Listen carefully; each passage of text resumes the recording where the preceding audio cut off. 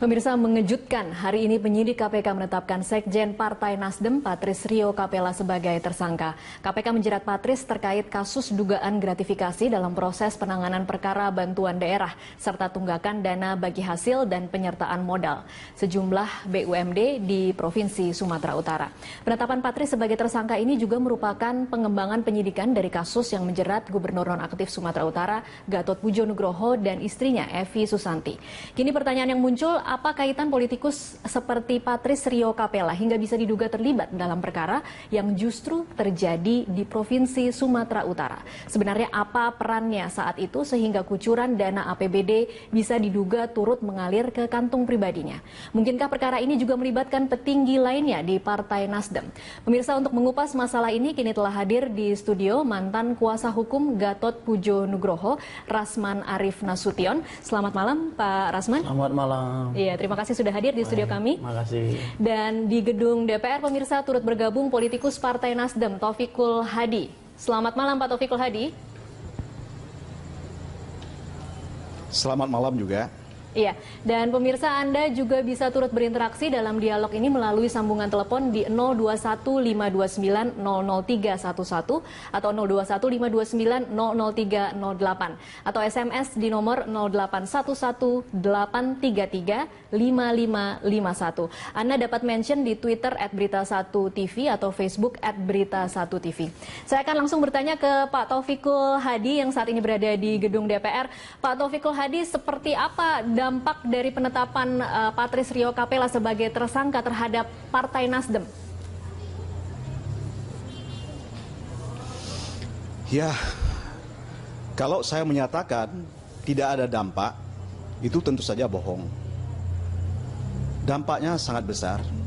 Kami sangat terpukul dan sangat prihatin dengan musibah dan atau kasus yang menimpa saudara kami Rius Capella. Karena beliau ini adalah sebagai Sekjen Partai Nasdem, tentu saja kami merasakan itu adalah sebuah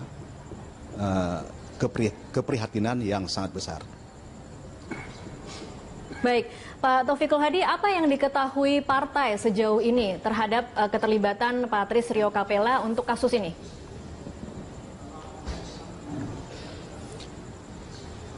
Kami tentu saja tidak mengetahui hal tersebut. Kalau kami mengetahui sejak awal, tentu saja kami akan membendungnya. Karena itu adalah sangat personal persoalannya. Dan semua yang terjadi kalau benar seperti yang didakwa oleh KPK, itu adalah persoalan yang sangat pribadi. Yang tidak terkomunikasi dengan siapapun. Nah, tetapi meskipun begitu, kami berharap KPK sebagai lembaga yang kami yakini adalah tempat mencari keadilan dan mampu memberi keadilan kepada warga negaranya, maka kami mendorong kepada Pak Rio Capella untuk menghadapi persoalan tersebut. Kami yakin bahwa KPK akan memberikan keadilan tersebut. Oke, Pak Taufikul Hadi, Anda yakin bahwa ini adalah tindakan pribadi, bukan tindakan berkelompok atau dengan seseorang lainnya atau dengan seseorang yang posisinya lebih tinggi di Partai Nasdem, lebih tinggi daripada seorang Patris Rio Capella?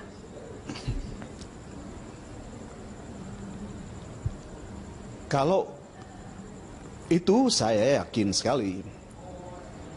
Kalau yang dituduhkan kepada Pak Rio Capella, yang didakwa kepada Pak Rio Capella ada senilai 200-an tersebut, saya tidak yakin bahwasanya orang yang lebih tinggi daripada Pak Rio Capella itu akan terlibat.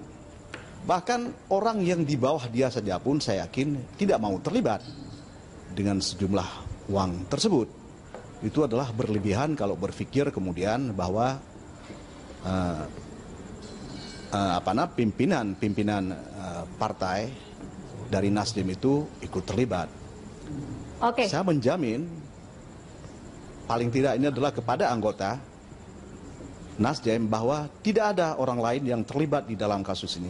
Anda yakin tidak ada orang lain yang terlibat? Apakah memang sudah dilakukan evaluasi secara internal, Pak Taufikul Hadi?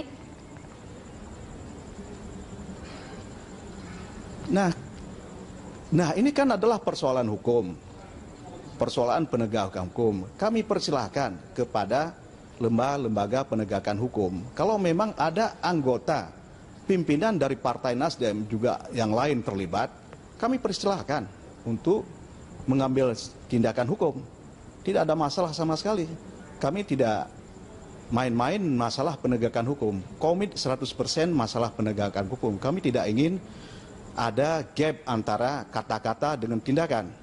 Masalah penegakan hukum. Baik. Siapapun yang terlibat, silahkan.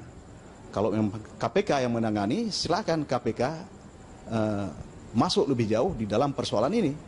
Dan benar atau tidak seperti yang saya sampaikan ini.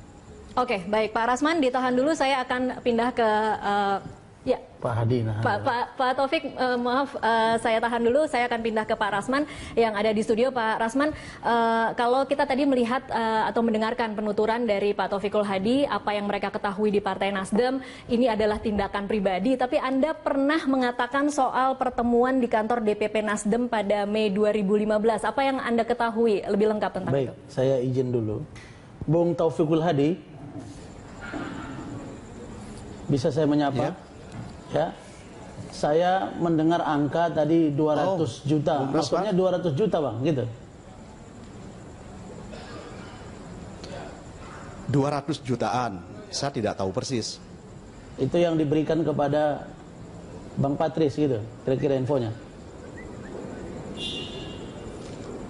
Tidak, saya belum tahu, itu adalah percakapan orang di luar. Oh begitu. Oke. Baik. Nah sekarang saya ingin katakan adalah bahwa negara kita ini tidak bisa seseorang itu mengatakan bahwa saya mendirikan sebuah partai politik lalu mengklaim bahwa semua kader saya itu akan terbebas dari korupsi. Kalau bicara bagaimana sosok Patris, saya kenal beliau ini, dan itu kan ketua umum, ingat ya? Ketua umum Partai Nasdem yang kemudian dilakukan musyawarah nasional, dijadikan sekretaris jenderal. Artinya embrio awal untuk mendirikan Partai Nasdem dari yang tadinya Nasional Demokrat itu beliau cukup tahu. Nah, apa yang mau saya katakan di situ bahwa Pak Surya Paloh sebagai ketua umum Partai Nasdem telah gagal menularkan bagaimana cara menjadi seorang pimpinan teras partai politik yang mengusung perubahan atau restorasi. Kemudian bagaimana partai politik sebesar Partai Nasdem sekarang yang juga bagian dari kekuasaan ternyata elitnya juga tidak bersih. Kalau Bang Rasman, kalau kemudian ada yang mengatakan ini kan oknum, belum tentu by design, belum tentu atas perintah dari. Ini yang saya mau katakan tadi, karena ini sudah dimulai oleh Bung Taufikul Hadi.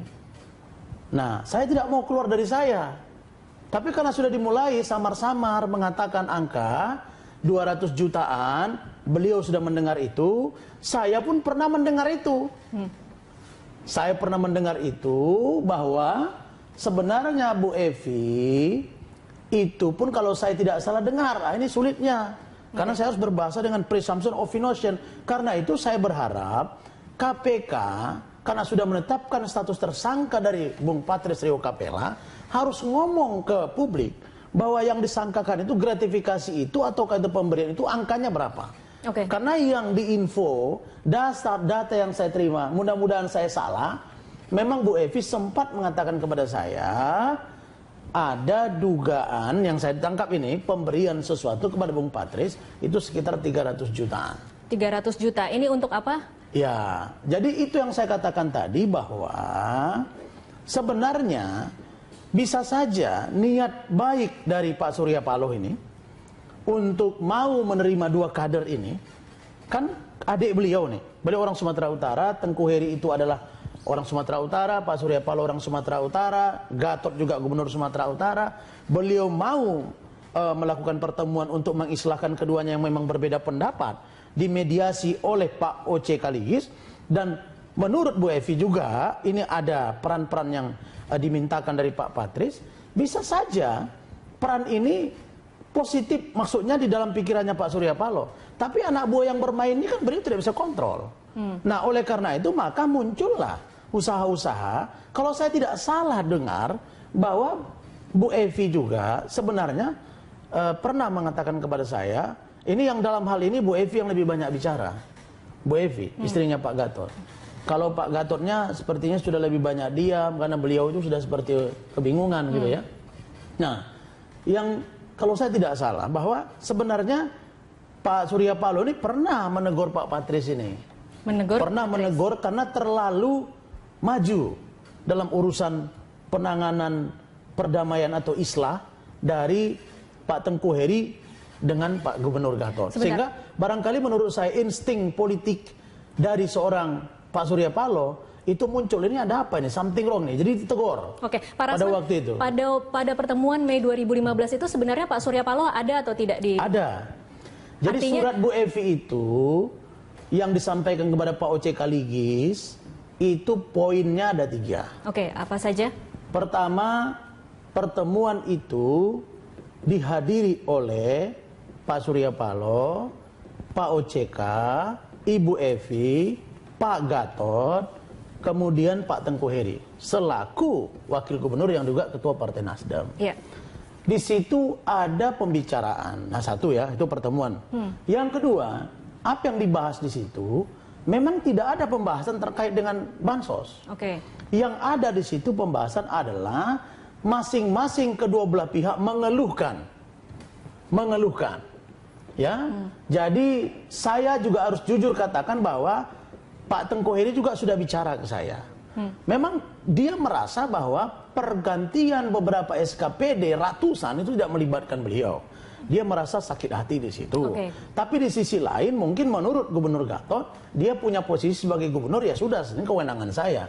Nah, pertanyaan berikutnya adalah, di situ yang dibahas itu adalah bagaimana mengharmonisasi yang 2 orang ini. Sehingga Pak Surya Paloh memang kalimatnya di situ singkat mengatakan bahwa kalian ini kan adik-adik saya.